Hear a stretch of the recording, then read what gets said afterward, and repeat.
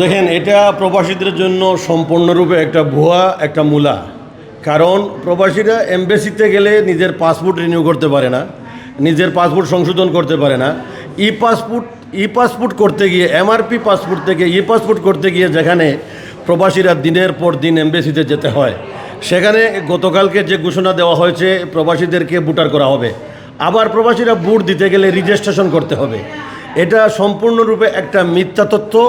এটা প্রবাসীদের 1 lakh vote postal মাধ্যমে দিতে গেলে আপনার খরচ হচ্ছে সরকারের প্রায় আপনার 7 কোটি টাকা। 7 কোটি টাকা খরচ হয় 1 লাখ ভোট কালেকশন করতে। এক্সট্রিম মশার কয়েল প্ল্যান্ট ফাইবার দিয়ে তৈরি, তাই সহজে ভাঙে না, সুগন্ধিযুক্ত ও নিরবিচ্ছিন্নভাবে জ্বলে। ডেঙ্গু, চিকুনগুনিয়া বাহি সহ যে কোনো মশার বিরুদ্ধে দেয় এক্সট্রিম সুরক্ষা। এখন আবার নির্বাচন কমিশন ঘোষণা দিয়েছে 31 অক্টোবরের আগে যারা ভোটার হবেন তারা ভোট দিতে পারবেন। তাহলে প্রবাসীদেরকে ভোটার করার জন্য বিগত সরকার যে পাইলট প্রকল্প চালু করেছিল, সেই পাইলট প্রকল্প অনুযায়ী প্রবাসীদেরকে ভোটার করতে গেলে আন্তঃমন্ত্রণালয় সমন্বয় লাগে। এখানে স্বরাষ্ট্র মন্ত্রণালয়, পাসপোর্ট অধিদপ্তর, পররাষ্ট্র মন্ত্রণালয়, প্রবাসী কল্যাণ মন্ত্রণালয়, আইটি প্রযুক্তি মন্ত্রণালয় এবং নির্বাচন কমিশন। আমার মনে হয় এটা সম্পূর্ণরূপে প্রধান উপদেষ্টা প্রবাসীদেরকে আইওয়াশ করেছেন। প্রবাসীদের ভোটের অধিকারের জন্য আমরা আন্দোলন করি নাই, আমরা আন্দোলন করেছিলাম আমাদের 4 দফা দাবির জন্য। আমরা আন্দোলন করেছিলাম আরব আমিরাতের ভিসা ট্রান্সফারের ব্যবস্থা করার জন্য, কিছুই করতে পারেন নাই। প্রবাসীরা মারা গেলে প্রবাসীদের লাশ বহন করবে বিমান, প্রবাসীরা মারা গেলে প্রবাসীদের ক্ষতিপূরণ দিতে হবে, পুনর্বাসন করার জন্য 8 লক্ষ টাকা। শেষ জীবনে প্রবাসীরা মারা গেলে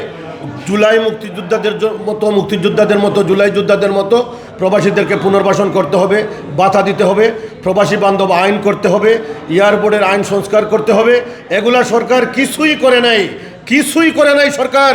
অথচ জুলাই সনদ থেকে প্রবাসীদেরকে বাদ দেওয়া হয়েছে। জুলাইয়ের এই আন্দোলনে প্রবাসীরা নির্গম রাত কাটিয়েছিল, আমরা রেমিটেন্স শাটডাউন দিয়েছিলাম, আমরা এই সরকারকে সমর্থন করেছিলাম। কি করেছে এই সরকার প্রবাসীদেরকে? এখন বলছে আমাদেরকে ভোটার করবে। ভোটার করা হচ্ছে আমাদের সাংবিধানিক অধিকার, আমরা দেশের নাগরিক। এটা বুথের মূলা দেখিয়ে লাভ নেই, এটা মিথ্যা তত্ত্ব। প্রবাসীরা চায় প্রবাসীদের 4 দফা দাবি বাস্তবায়ন করুক সরকার। এই সরকার যদি প্রবাসীদের দাবি আদায় না করে, বিশেষ করে আরব আমিরাতের প্রবাসীদের ভিসা ট্রান্সফারের জন্য যদি সরকার কোনো পদক্ষেপ না নেয়, তাহলে প্রবাসীরা এই সরকারকে কখনো ক্ষমা করবে না প্রবাসীরা। আমি সরকারকে বলছি, যদি প্রবাসীদেরকে ভোটার করতে হয়, তাহলে আমরা যখন অ্যানালগ পাসপোর্ট থেকে এমআরপি পাসপোর্ট করেছিলাম, তখন প্রত্যেকটা দূতাবাসে আমাদের তথ্য রয়েছে, আমাদের ডাটাবেস রয়েছে। একমাত্র প্রস্তাব আমি দিচ্ছি, এমবেসিতে গিয়ে প্রবাসীরা রেজিস্ট্রেশন করতে পারবে না। এটা ডিজিটাল দুনিয়া। প্রবাসীদের ভোটার জন্য পোস্টাল 1 লাখ ভোটার জন্য 7 কোটি টাকা আপনারা বরাদ্দ করবেন, মানে প্রবাসীদের নামে আবার লুটপাট করবেন। প্রয়োজনে একটা অ্যাপস করেন, আমি প্রবাসী অ্যাপস। প্রবাসী কল্যাণ মন্ত্রণালয় কি করে, প্রবাসী কল্যাণ উপদেষ্টা কি করে উনি জানে না? অ্যাপসের মাধ্যমে প্রবাসীরা ভোট দিতে পারবে। কি জন্য রেজিস্ট্রেশন, কি জন্য দূতাবাস, কি জন্য 1 লক্ষ ভোটের জন্য 7 কোটি টাকা লুটপাট করে খাবেন? এটা মিথ্যা। এটা প্রবাসীরা এইটা চায় না। এটা প্রবাসীদের নামে, প্রবাসীদের ভোটের অধিকারের নামে আবার লুটপাট শুরু হয়েছে। 4 দফা দাবি হচ্ছে প্রবাসীরা মারা গেলে লাশ বহন করবে বিমান। এই সরকার এটা করতে পারবে। প্রবাসীরা মারা গেলে প্রবাসীদের ক্ষতিগ্রস্ত পরিবারকে দিতে হবে 8 লক্ষ টাকা।